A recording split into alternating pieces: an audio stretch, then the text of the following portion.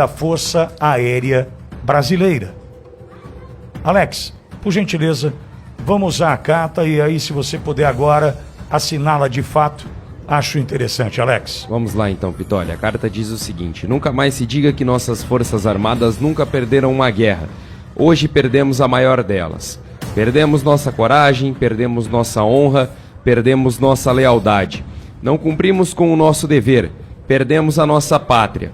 Eu estou com vergonha de ser militar, vergonha de ver tudo aquilo pelo qual jurei, trabalhei e lutei foi traído por militares fracos, desleais e covardes que fugiram do combate, preferindo apoiar quem sempre nos agrediu, sempre nos desrespeitou, sempre nos humilhou e sempre se vangloriou disso, e que ainda brada por aí que não nos querem sua escolta, por não confiar nos militares das Forças Armadas, e que estas devem ser colocadas em seu devido lugar. Militares que traíram seu próprio povo, que clamou pela nossa ajuda e que não foi atendido, por estarem os militares da ativa preocupados somente com o seu umbigo, e não com o povo a quem juraram proteger. Fomos reduzidos a pó, viramos farelo.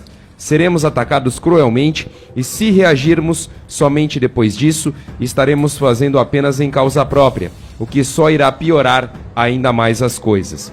Joguem todas as nossas canções no lixo. A partir de hoje, só representam mentiras. Como disse Churchill, entre a guerra e a vergonha, escolhemos a vergonha. E agora teremos a vergonha e a guerra que se seguirá inevitavelmente. A guerra seguirá com o povo, com os indígenas, com os caminhoneiros, com o agronegócio. Todos verão os militares como traidores. Segmentos militares certamente os apoiarão, eu inclusive. Generais não serão mais representantes de suas tropas, perderão o respeito dos honestos. As tropas se insubordinarão, e com toda razão. Os generais pagarão caro por essa deslealdade. Esconderam sua covardia, dizendo não ter havido fraude nas urnas. Horas, o exército é que não conseguiu identificar a fraude, mas outros civis conseguiram. A vaidade prevaleceu no exército e no seu centro de guerra cibernética.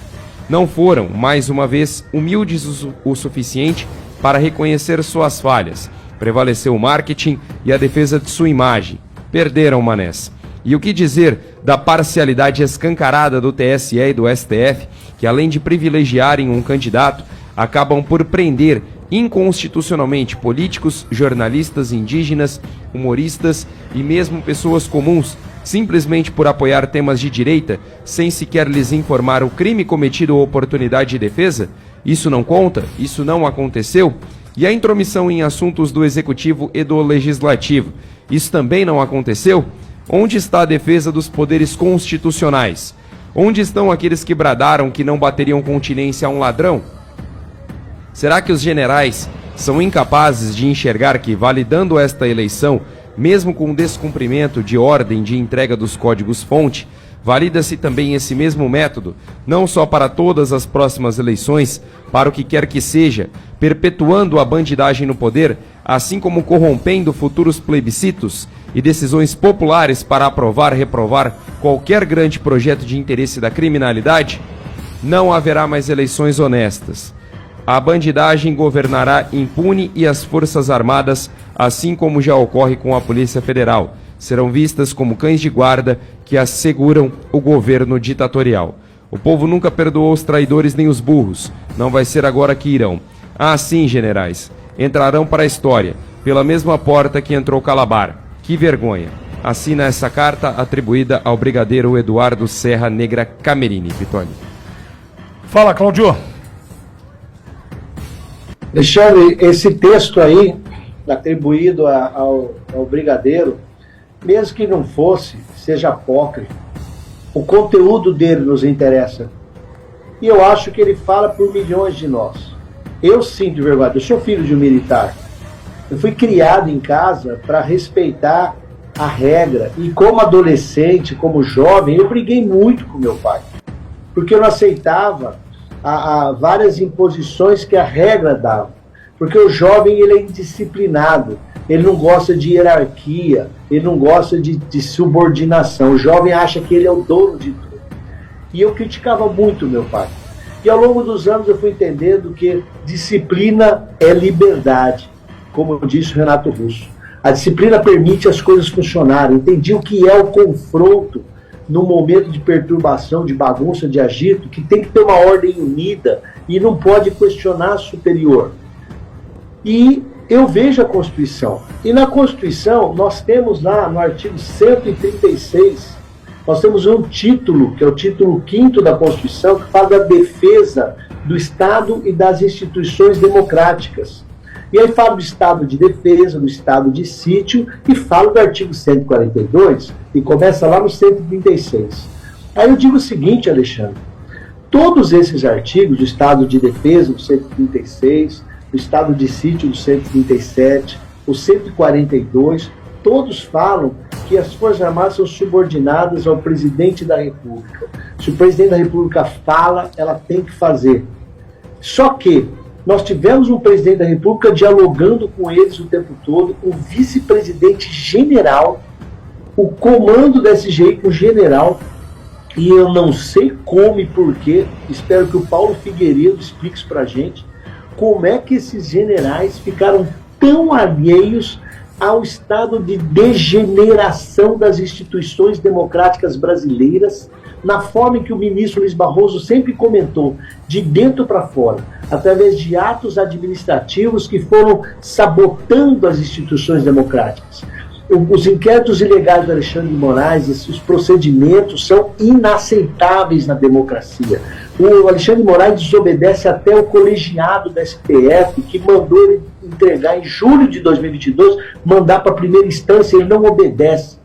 Virou uma zona esse país juridicamente, uma perseguição escancarada. Isso com ordens judiciais, fora essas conversas extrajudiciais que fazem como, por exemplo, o WhatsApp tirar a gente do ar. A Jovem Pan News Bauru não está mais no WhatsApp. Por quê? Porque isso aí é um telefonema, isso é uma conversa. Tira os caras, senão nós vamos apertar vocês. E assim que as ditaduras se estruturam, comendo pelas bordas, entrando e penetrando e destruindo. Estamos sim numa ditadura. E os militares ficaram quietos. O presidente não teve competência política para trabalhar isso dentro dos militares, porque a resistência interna dos militares, dos generais, devia ser algo inacreditável. O Mourão falando o que falou no último dia também me chamou a atenção. Qual o tamanho da resistência? Será que o Mourão queria o quê? Ser indicado como candidato a presidente? O que o Mourão queria? O que aconteceu para sabotarem tanto as instituições democráticas e que vivemos o estado de exceção? Então, o que esse brigadeiro fala, eu concordo. Muita gente que respeita as Forças Armadas, e respeitou muito, fala o que eu falei. Que de verde e amarelo, a gente percebeu em dezembro que estavam todos amarelos. Tinham amarelados. E eu acho que é escancarado o quanto se sabotou e se sabota a obediência à Constituição brasileira. Porém, eu faço uma coisa, viu, Alexandre? Pelo que está aqui na Constituição, título 5º, artigo 136, 138, 137 e 142, ou o presidente da República manda, ou as Forças Armadas não fazem. Pois agora, queridos generais, nós vamos assistir a cada semana o presidente que tem poder constitucional de decidir sobre o efetivo das Forças Armadas, que pode fazer projeto de lei alterando as Forças Armadas e mexendo na indicação de quem vai ser o comandante das Forças Armadas. O presidente da esquerda vai sabotar e vai levantar um monte de gananciosos dentro da farda e vai criar uma vergonha, como foi feito na Venezuela, como está sendo feito na Colômbia, como foi feito na Nicarágua. É assim que eles fazem. E vários de vocês, generais, vão entrar para a história como pessoas que destruíram a nossa nação. E nós vamos enfrentar isso sim. Por quê? Porque o Leonel Brizola, lá nos anos 60, fez um movimento de tenentes e de suboficiais para enfrentar para cima. Política é isso, gente. Vai ter um monte de militar enfrentando isso. Detalhe, hein? O ministro da Defesa, o Múcio, junto com a Globo News, já começaram a atacar não os generais, mas os que estão abaixo deles, que não se conformam com essa falta de postura constitucional em defesa das instituições democráticas. Não se conformam com esses generais terem entregue o Brasil desse jeito.